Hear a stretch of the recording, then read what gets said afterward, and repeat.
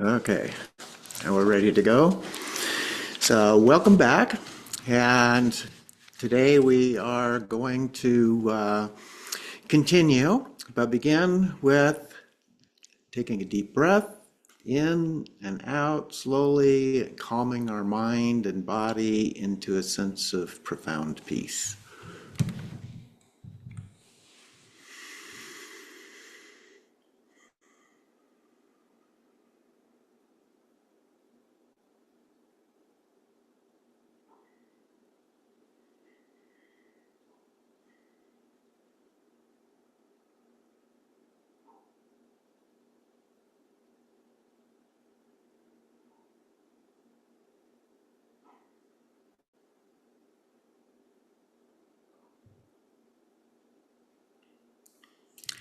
And then we take this short refuge.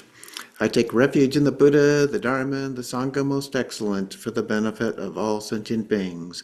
I take refuge in the Buddha, the Dharma, and the Sangha most excellent for the benefit of all sentient beings.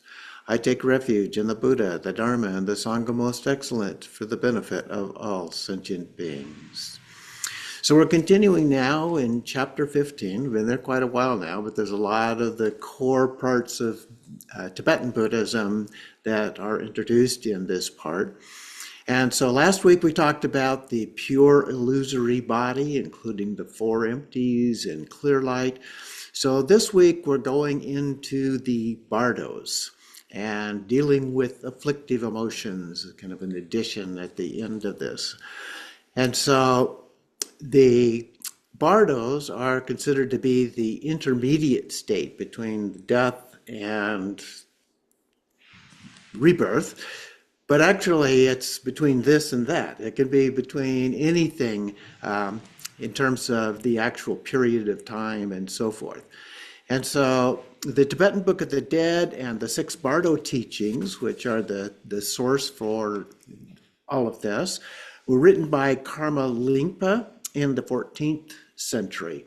And these teachings are only found in Tibetan Buddhism. And so there's lots of other approaches to dealing with cessation of this life and so forth. So this is just one of them. Even in Tibetan Buddhism, there are a variety of alternatives there, various rituals that can be a part of this. Reciting the Book of the Dead is another one of these. The poa that we looked at last time is another approach. There are different verses that can be recited as a part of this. And Nadran, I just did a Nadran yesterday for a woman who had passed away. And so the ritual kind of practice that is for the person who has passed away and guiding them in the process. So there's a variety, as I say, of these. And so we're just focusing on this one particular aspect of this. So Bardo means in between. As I was hinting to, any time frame can actually be a Bardo. This life is a Bardo. And so, excuse me, most of us are familiar with the term in terms of the time between birth and death. It's called the Bardo of Becoming, although this is preceded by a lesser-known Bardo of Dharmata. In addition to training our mind for achieving the liberation in this life, we are also training the mind in preparation for dying and the rebirth process, just in case. So the Dzogchen Panlop Rinpoche humorously calls it Plan B. So Plan A, we're going to be totally liberated, and this will be the last of our human lives. But if that doesn't work out, then Plan B is the option, and this is helping us in both of those ways. So I wanted to add a note here as a part of this. There is a vast array of texts and rituals in Tibetan related to death and rebirth. The Tibetan Book of the Dead, as I mentioned, represents only one, although it's the one best known in the West. For example, another approach uses similar processes, but a cycle of 7 days repeated up to 7 times until one is reborn. And so that's just a variation of this. It's usually based on the Tibetan Book of the Dead. And so both that and the natural liberation text are attributed to Padmasambhava, but are said to have been found treasures or termas, both by Karma Lingpa, who lived in the 1300s as a treasure revealer or a terton. So the Bardos of Dharmata and Becoming are said to last around 49 days. Now, sometimes those days are translated as being ambiguous time frames. So we have our idea at 24 hours of a day. But in terms of the Bardos, those could be very, very short, or they could be very, very long, years or centuries and so forth. So in this case, most of them fall into this latter one of just 49 days, however period of time that might be. The practices described in our book were taken largely from the 6 Bardo teachings of Padmasambhava, and the next root case, in the root text, he describes these 6 in the Bardos, 6 Bardos of this life. The first one, meditation, dreaming, dying, dharmata, and becoming. So those are the 6 Bardos. It's more common to just do 4 of those, leaving out the second and third of dreaming and meditation. But all 6 of these are part of this. And so plan A is to achieve liberation in this life, and plan B is to be prepared for the process of death and dying itself. Regarding the latter, this helps familiarize us with the process so that we do not find it frightening. That's one of the issues that comes up over and over in the death process. Not everybody has that experience, but quite a few do.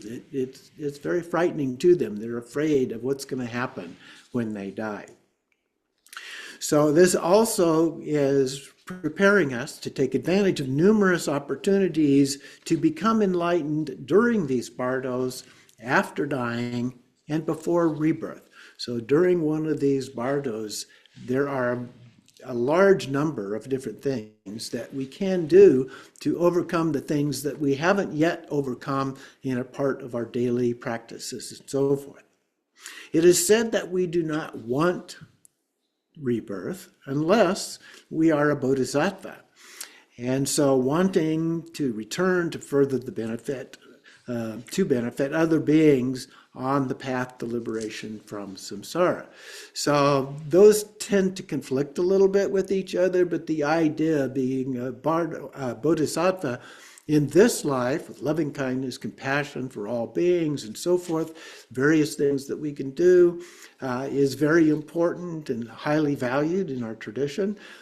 But the basic idea of dying beyond rebirth is really what the goal has always been.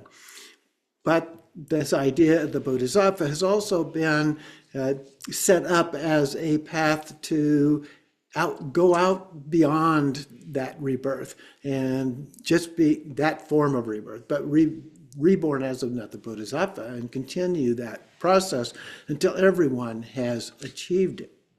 So among these practices are very important practice of Guru Yoga, which focuses on unifying our mind with that of the Lama or Guru.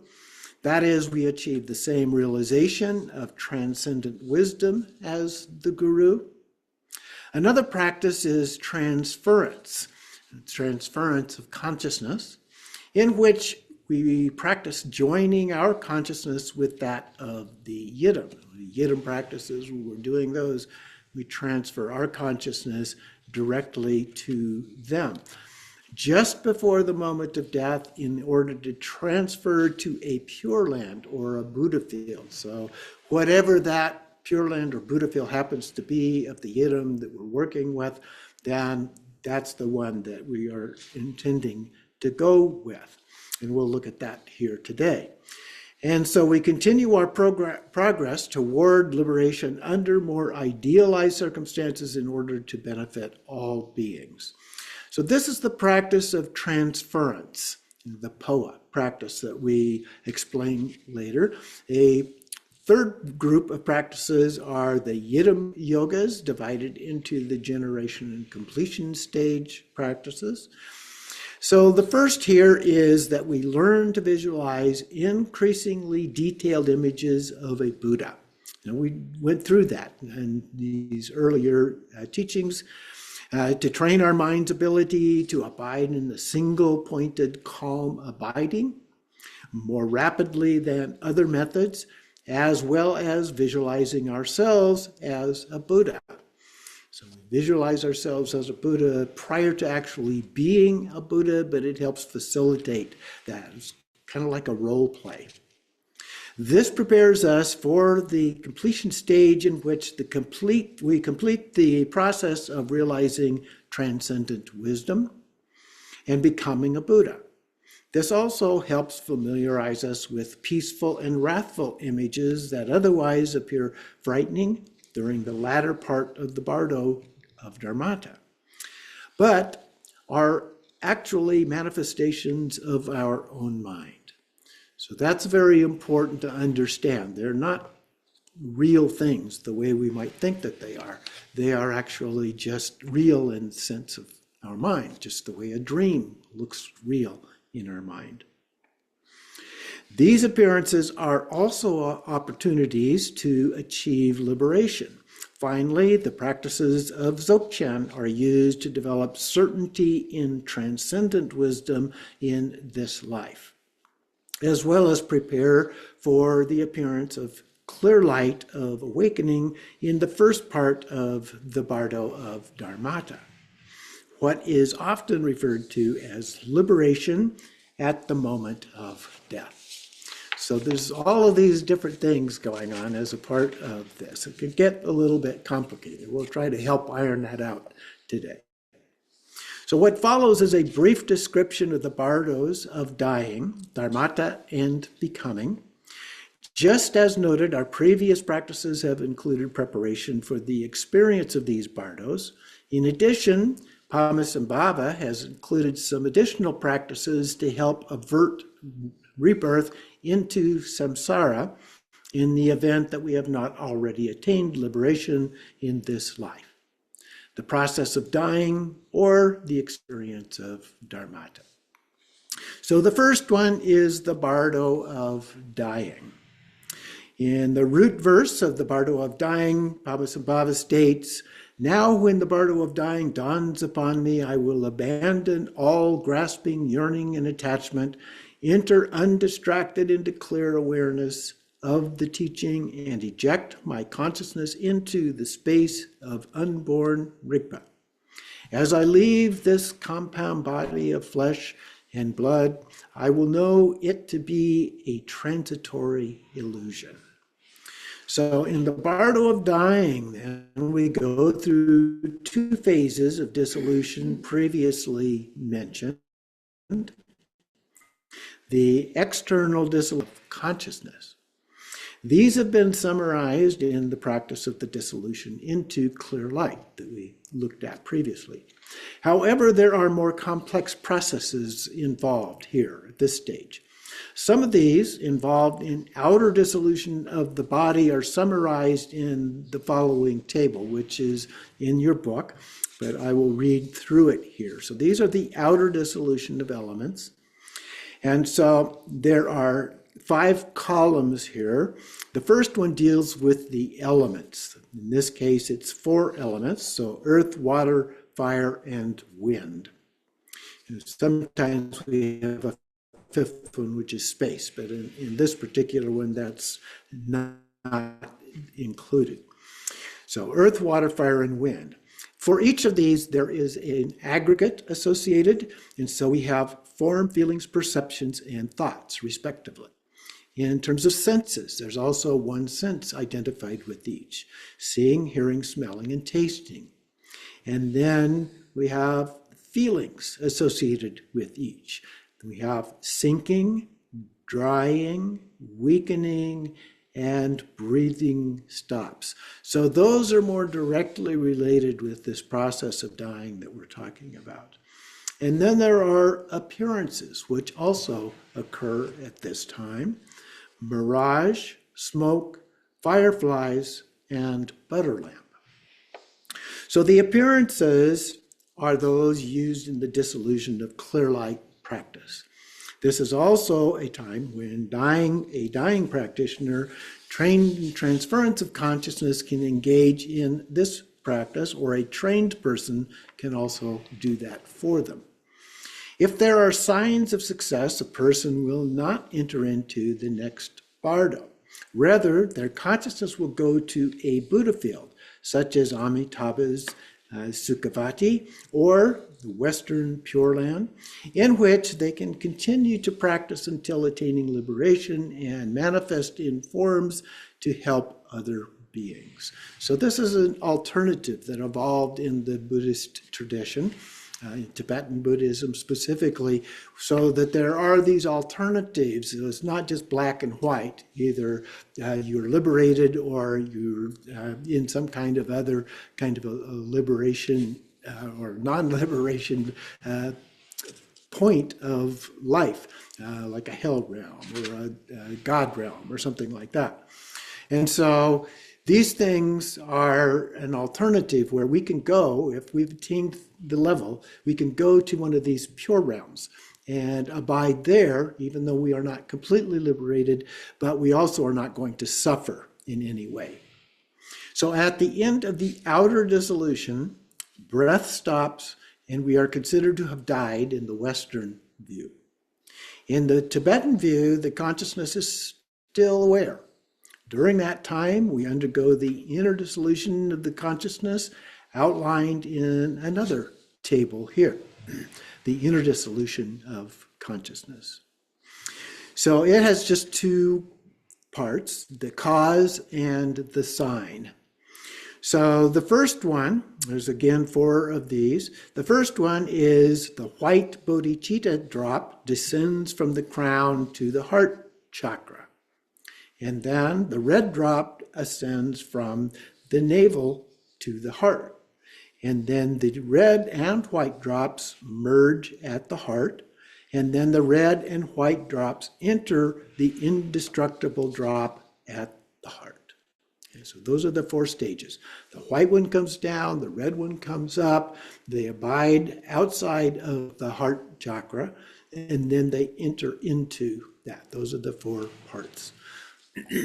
And so there are signs associated with this going on. So we recognize the signs and we can see where we are and what's happening. So in the first case, there's a skylight white light. Okay? So this white glow is present in the first one, in the white drop. In the second one, the red drop, there is a red light, a red glow sensation. The third one is skylight total darkness. This is a loss of consciousness, totally black, nothing at all.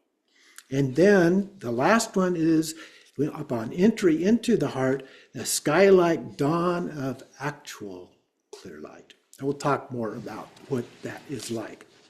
So these signs are also included in the dissolution into clear light practice, so that practice helps us prepare for the possibility of the Bardo experience. So those practices that we were talking about last week, the week before, reciting the Tibetan Book of the Dead, liberation on hearing, is said to help guide the individual through the following death experiences and reduce their fear. So there are these other texts that can be helpful, and the Tibetan Book of the Dead is one of those that has a series of guidance through the process. Once the person goes unconscious, this may last for a period of up to 3.5 days. Those are Bardo days, as I mentioned before, that are considered to be shorter or longer than our days. So it is difficult to know at any point in time after death what the consciousness is actually experiencing. For this reason, the entire Liberation on Hearing may be read daily through the 49 days that the experience may last, help guide the consciousness through the Bardo experience. Alternately, some read the text over 7 days and then repeat that each week. So they're not doing the entire text every day, which can take a considerable amount of time. And so they just spread it, divide it up into 7 sections and do that 1 week, and then they repeat it another. So 7 weeks of that, and so that gives us the 49 days.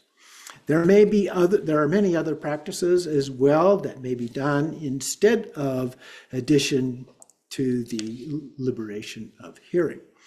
Once the breath has stopped within the first 3 days, the Tibetans often then practice the poa that we looked at and practiced, or transference of consciousness for the deceased.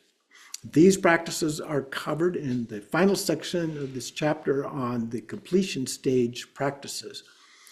So the second of the Bardos is the Bardo of Dharmata.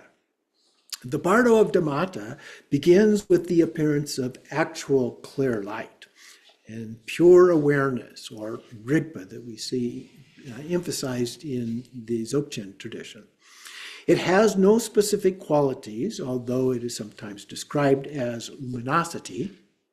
The empty nature, the ultimate, if you will, beyond any inherent existence in any respect whatsoever, is represented by Samittabhadri, the female primordial Buddha.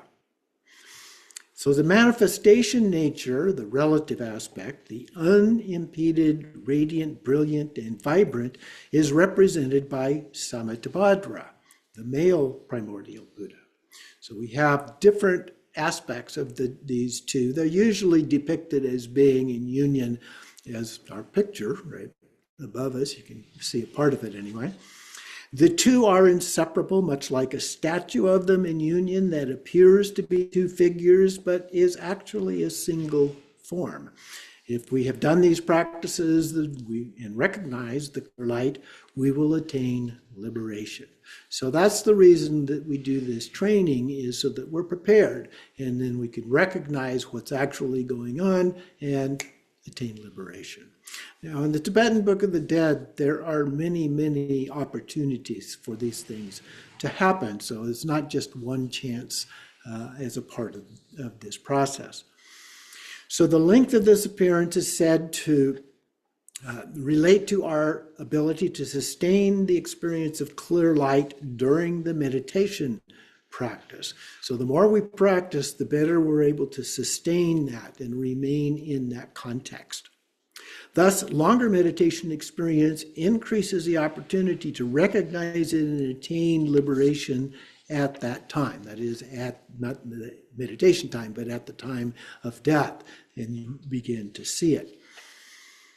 If we fail to recognize the clear light, the next part of the Bardo of Dharmata manifests as the appearance of 5 Buddha families. And so there's another table, we'll get back to that in a moment, and an awesome display of sounds, colored lights, and rays of light. The following table gives a few highlights of these intense experiences, each of which is said to last 1 day. They are subtle and clear, radiant and dazzling, naturally bright and awesome light, and shimmering like a mirage. And are accompanied by sounds that are clear and thunderous, reverberating like 1,000 simultaneous peals of thunder. Each Buddha and consort are accompanied by 2 sets of male and female bodhisattvas. So that set consists of the family. So you have the Buddha and the consort, and also then these bodhisattvas and consorts. So in the table of these in the text, we have the 5 Buddha families, and we had one that was somewhat like this previously, but the contents were a little bit different. And so this one has a whole bunch of columns going across: the element, the light, the Buddha, the body. Mine's cut off here. The color, the wisdom, the aggregate, the another one's cut off here, and then the real section. So the element would be like the space, water, earth, fire, and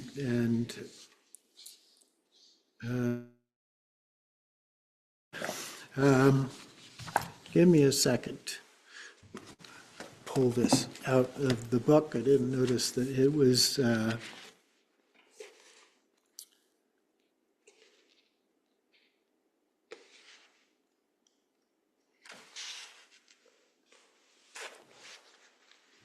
okay. So the element column, the space, water, earth, fire, and wind. And then the light color is blue, white, yellow, red, and green. The Buddha associated with each of the five are Virachana, Akshobhya,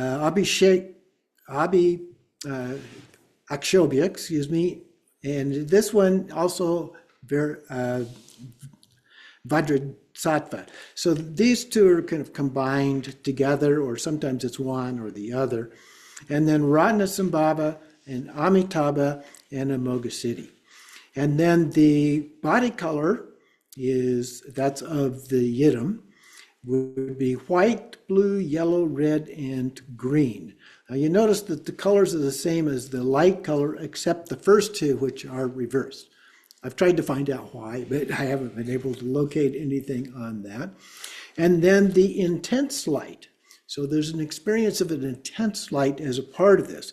These go back to the light color, which was a kind of a broad sense of light. And then we experience this intense light.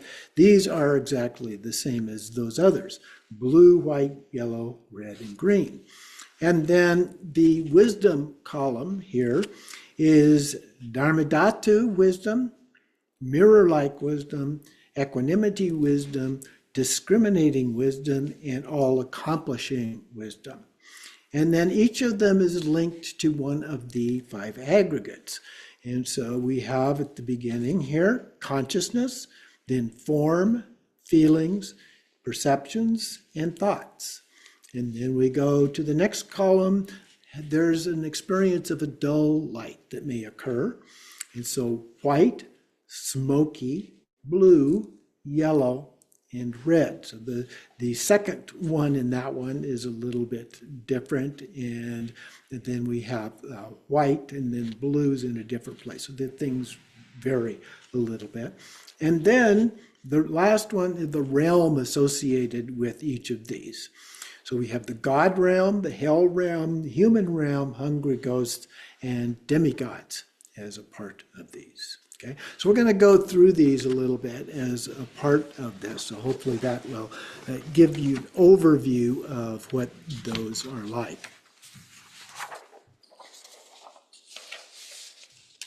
So each element manifests as light, which then emerges as the Buddha. As each yidam appears, the intense light emerges from the heart of the yidam. It is so intense that we cannot look at it. So it comes, but it's a very, very intense light. And then to be drawn toward the dull light instead. I don't like that really intense thing. I'm going to go over here to the other one. If we recognize the intense light as wisdom of the Buddha and manifestation of our own mind, it's coming from our own mind, we will be liberated. If instead we are attached to the dull light based on our karmic tendencies, we will be reborn in that realm. Okay? So it tends to want to try to draw us into those kind of things. So this is related in some ways to our own karma. Familiarity through practice helps us to recognize the Buddha and attain liberation. Confusion or fear results in the appearance of the next, and so forth.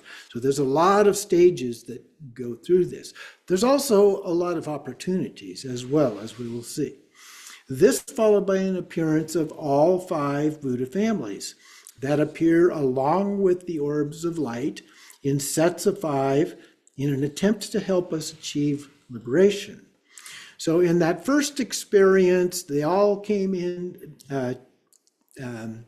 through all these experiences came, and if we recognize what they were, that they were just this pure light, okay, that will result in liberation. Then the 5 families all come as a team. So the sheets of radiant light appear with rays from the heart of the respective Buddha to our heart, except for the green one of Amoga City, because we have not yet perfected the all-accomplishing wisdom of Amoga City. So failure to attain liberation here leads to the second part. So if we recognize what's going on during this one with all of the families, then we attain liberation.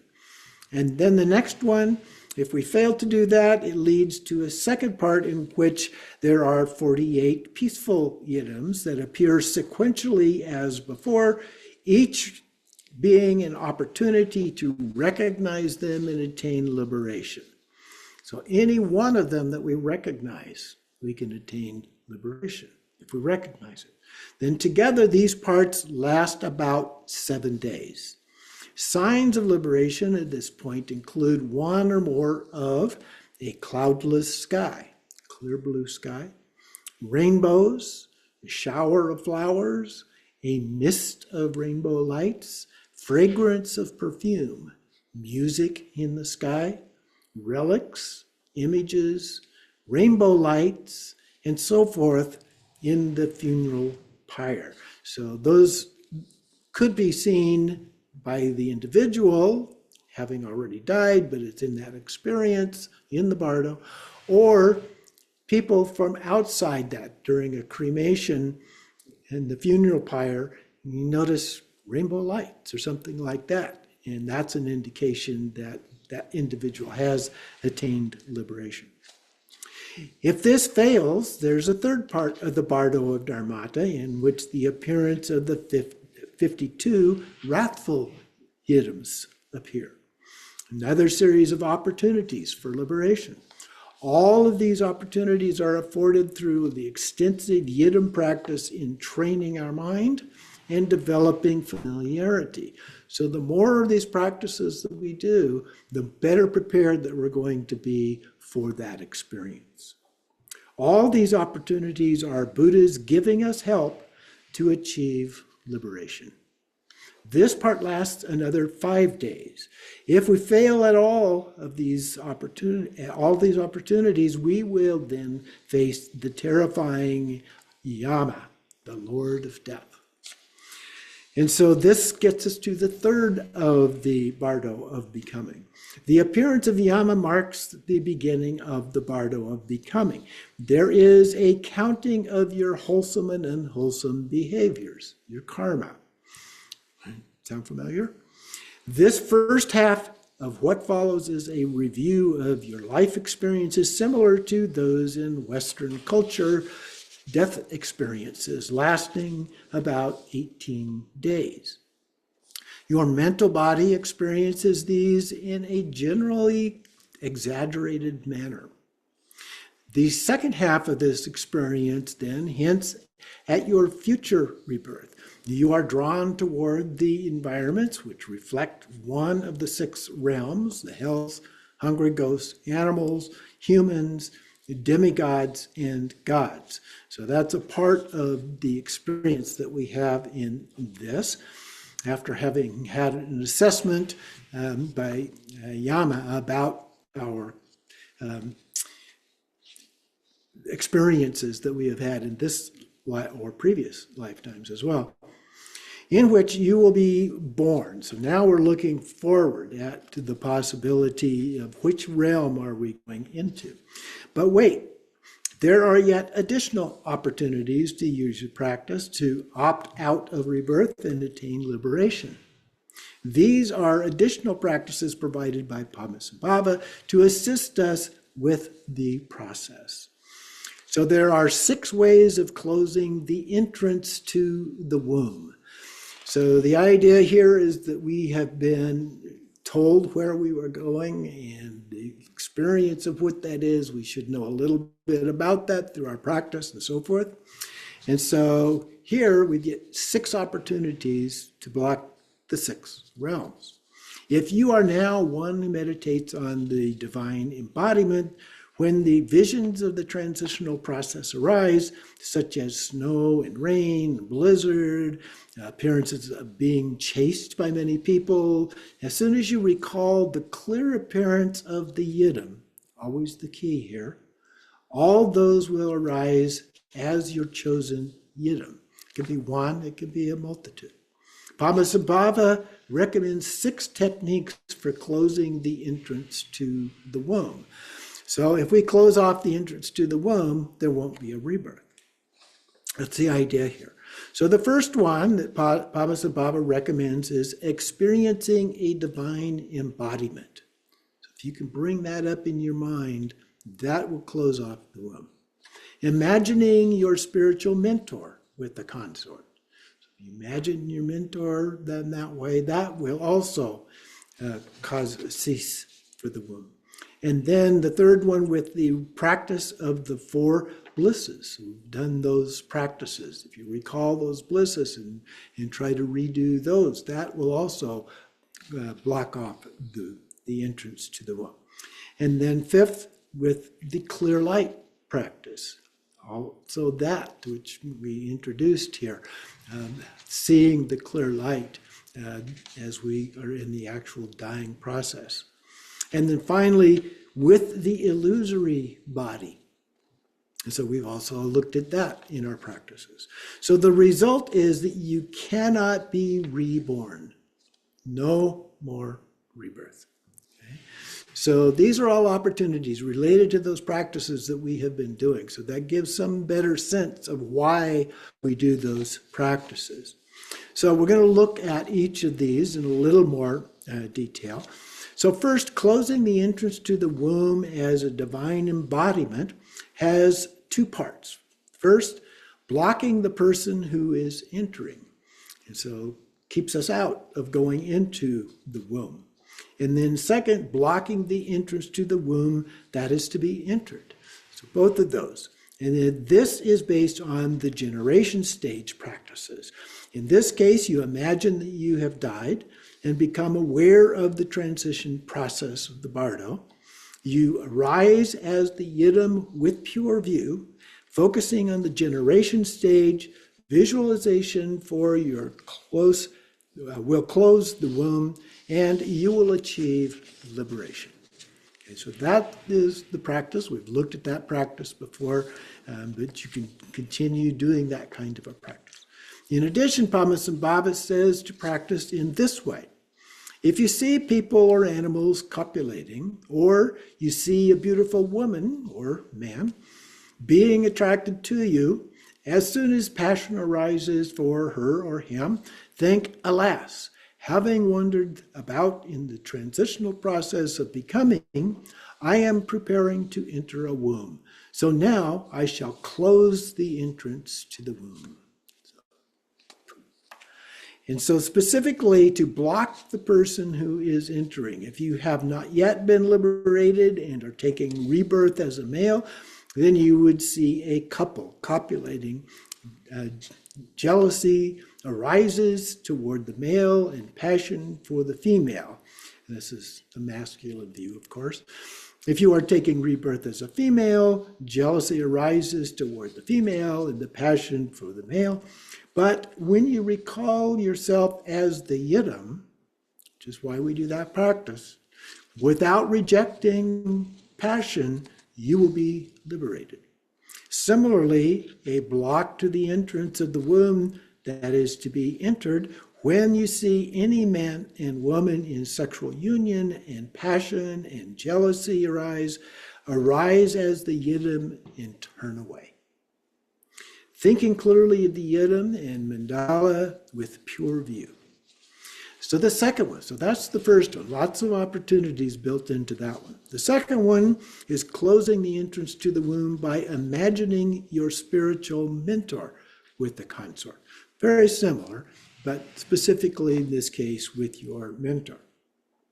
So this involves imagining Padmasambhava and Yeshe Tsogyal in union when seeing sexual intercourse. Replace the jealousy and passion, the reverence and devotion for the guru and his consort. Imagine receiving the 4 empowerments, which we've talked about previously, especially the meaning of the third or wisdom empowerment of bliss emptiness, which we've also looked at.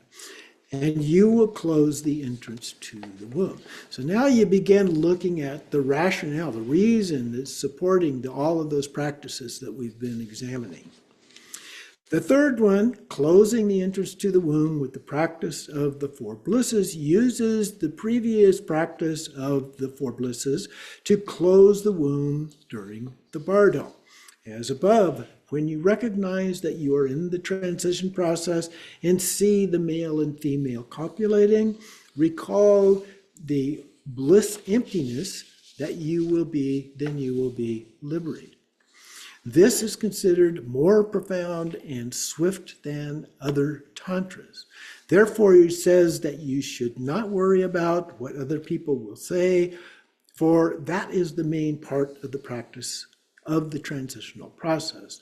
Thus, it is important to seek out a qualified consort, in this case, and train within the profound path of bliss. This is covered in Appendix G in the text. We're not going to actually look at that in detail in this class, but you can find that information there. So the fourth one is closing the entrance to the womb with an antidote of renunciation. This is recommended for lay vow practitioners, as novice monks and fully ordained monks who cherish their vows. So the idea comes from the path of individual liberation, in which monks were sent to a charnel ground to see and meditate upon rotting corpses as an antidote to being attracted to the human body in any form.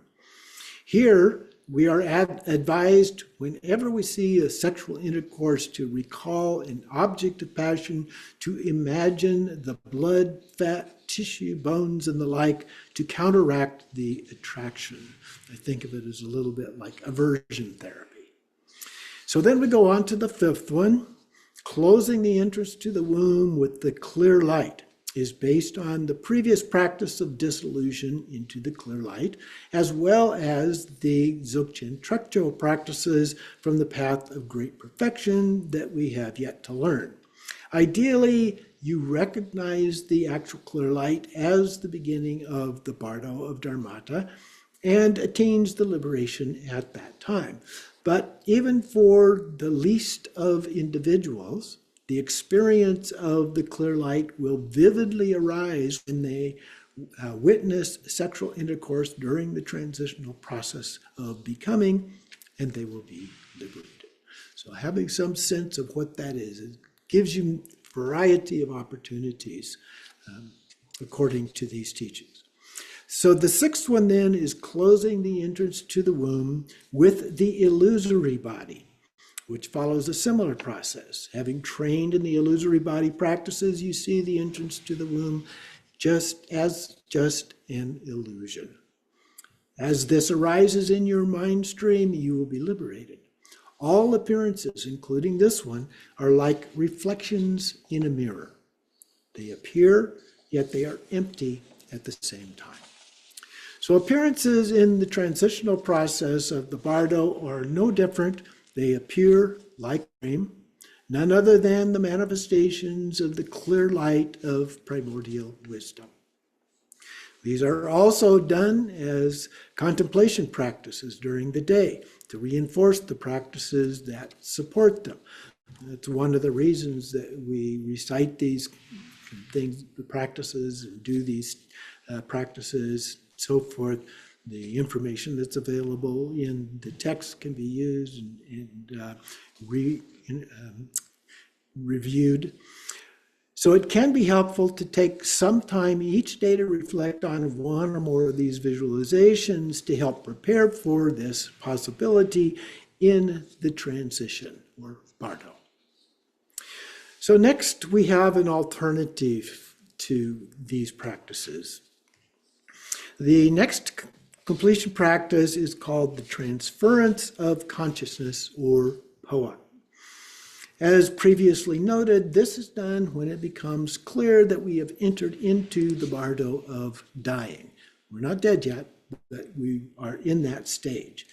To transfer our consciousness to a pure Buddha field through the heart of our practice yidam, the yidam, the teacher, the being that we associated most closely with in our practice. The most common yidam used for this purpose is Amitabha, the Buddha of boundless light in his Pure Land, Dewa-chen, or Sukhavati. Lamas sometimes recommend not doing this practice if you have already done so and experienced the signs of accomplishment. However, others recommend that they be done occasionally to refresh your skill to keep them in mind. So we're talking about this practice of POA. And once we get the signs of POA, then sometimes we are told, that's it, don't do it anymore. You might pop through and die in the process of doing the practice.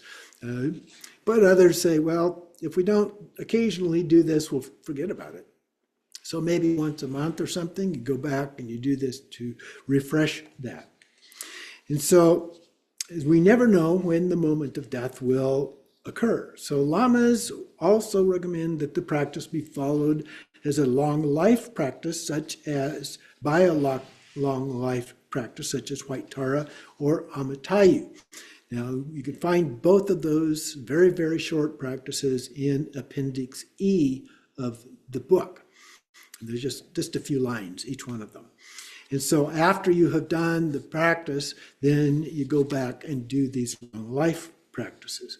After the initial training and transference, the three variations are explained based upon your level of practice and realization.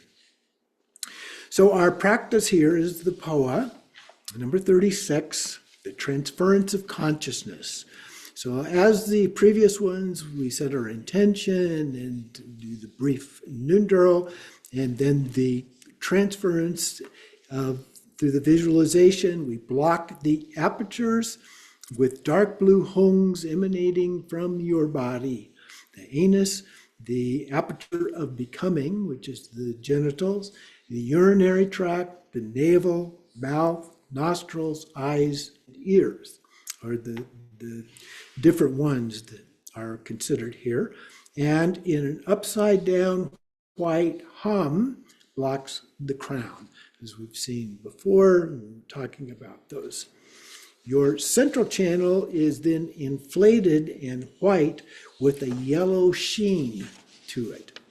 There is a white bindu below your navel chakra and a convergence of the central and side channels, the red drop. So we still have, remember, the two drops that we were doing in the practice before. So those are there. And then a smiling guru, Vajradhara or Samattabhadra, is above your crown. So up above here a little bit, off of the crown of your head. The activity here is to forcefully close your anus. You just kind of squeeze it. And then look up, not your head, but your eyes. Look up. Place your tongue on your palate, the roof of your mouth. Make fists with your thumbs inside. It's called the Vajra fist. And press them into your groin on either side. So just down on both sides at the same time. Draw the white bindu upwards. So the white bindu is the one down below. So draw it upwards as we recite hikka, hikka, hikka, 7 times up to the navel, and then 7 times up to the heart, 7 times to the throat, and 7 times to the eyebrow level of the head, and then 1 more to the crown. Okay. So that gives us those different levels, and the white one comes up, and of course, up there, the Bindu descends then to below the navel. So having reached that level, then it comes back down to the navel. Relax, check for any signs that may have emerged, and if there are signs that are present, always or otherwise, repeat the practice as above. So we keep practicing that until certain signs appear. And then we dedicate the merit as before 3 times. Alternately, it is often taught to draw the Bindu up with 7 hicks and then down with 1 last ka. So hick, hick, hick, hick, hick, hick. Oops, I wasn't counting. With 7 up to the top and then ka. That was the way that I was originally taught. So it's the way I tend to do it even today. So it's a little bit different, but it's taught in different ways.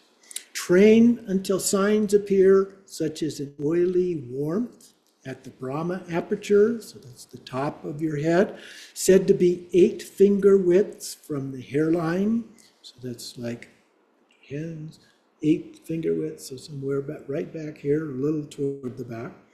Top of the head, 8 finger widths from the hairline. There's a kind of a prickly sensation going on there, or an itchiness, or a numbness, or a swelling, or a softness of the crown. These are the signs that are being asserted here, or we look for. It is beneficial to do this with a qualified Lama who can check the external signs at the crown of your head. Now, the Lama can't check the internal ones, but can check any external ones. The actual practice at the time of death depend upon the experience of the dying person. The following 3 variations are normally done only after death is certain, but the person has not yet lost consciousness. However, Padmasambhava recommends that doing the Nirmanakaya practice for another be done after the loss of consciousness. So there's some variations in how this is being taught. So the Nirmanakaya transference, you have advanced beyond this practice already.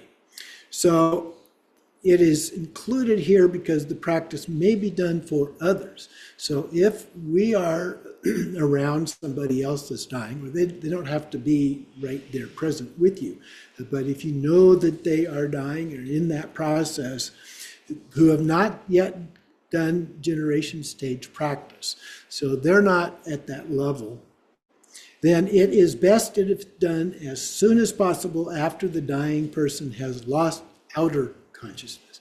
Now, if they're away from us, it's probably going to be difficult to know that. But as soon as you learn that they have passed on, then that's when you would want to do this. But ideally, it is before the breathing has stopped. You've lost consciousness, but there's still maybe a little breath going on. That's the ideal. The Sambhogakaya transference is for those who do the generation stage practice, but with little comprehension of the idea of emptiness. This is the most common version, particularly for personal practice in preparation for real experience upon one's death. The first part is the same as the practice above. Then the Brahma aperture opens and your consciousness, so the aperture up here, opens and your consciousness shoots out like an arrow into the heart of your yidam. Now, do not do this as a practice only at the time of the actual death. So we do it like the practice that we just talked about a little bit before we started the Nirmanakaya, that it goes up and then ka back down, okay? You don't want to shoot it up out of your body. You would have no consciousness remaining. So then retreat repeat, without letting your consciousness descend at this point. Rest in the natural, non-objective state. And then the third one is the Dharmakaya transference. So the Dharmakaya transference is for those confident in practice of the clear light. Altruistic motivation here is very important. The first visualization is a white awe at your heart. And then imagine it floating upward like a feather lifted by a gentle wind. And it moves up through the top of your head into the heart of your guru. Not do this step as a practice. You could go up to the crown of the head again, but only at the time of actual death. Your mind is united with the mind of your guru or other yidam, and leave your awareness without fabrication, vivid, unwaveringly steady, nakedly clear, and empty. So if your breath stops in that state, the mother and child clear light meet together, and you will achieve liberation. The outer sign of success is that the sky becomes immaculate. The inner sky is that the luster of body does not vanish for a long time. And it has clear complexion, and secret signs include the appearance of a white awe and a dark blue home. So follow the practice with a long life practice, such as the White Tara or Amatayu in Appendix E of the text. We have a few more minutes, so I want to go ahead with the conclusion, which is some other information than what we've been dealing with, but dealing with afflictive emotions directly. We all have those in some manner or other during our lifetime. And so these are some ideas of things that we can also do as practices. The practices described so far in this book have been extremely helpful for dealing with our habitual tendencies, including afflictive emotions we may experience in our lives. In the path of individual liberation, the primary method is to renounce those afflictions. For example, applying the equivalent of aversion therapy, I guess you might call it, regarding sexual attraction to others, by visualizing their body parts as if they were those of in a charnel ground. That's one of the traditional practices in Buddhism. And then in the path of altruism, the primary method is to apply an antidote or alternative. The antidote for harsh speech is loving speech. We see a positive alternative and work with it to create a new habit. This takes time and many repetitions, but it is known to work in many cases. Then the next one, in the path of Tantra, the process is one of transforming the afflictive emotion into a beneficial one. This is done through the generation and completion stage practices. This can be very effective but sometimes we need something more. Here, we focus on the targeted afflictive emotion in the form of a demon that is transformed through the practice into wisdom. So we have this demon like Mara at the time, the Buddha's liberation. So gradually through habituation, the demon lets go and eventually transforms into a beneficial alternative. If you would like more specific instructions, there are a number of other books that focus on practices dealing with our afflictive emotions, including several that deal specifically with anger.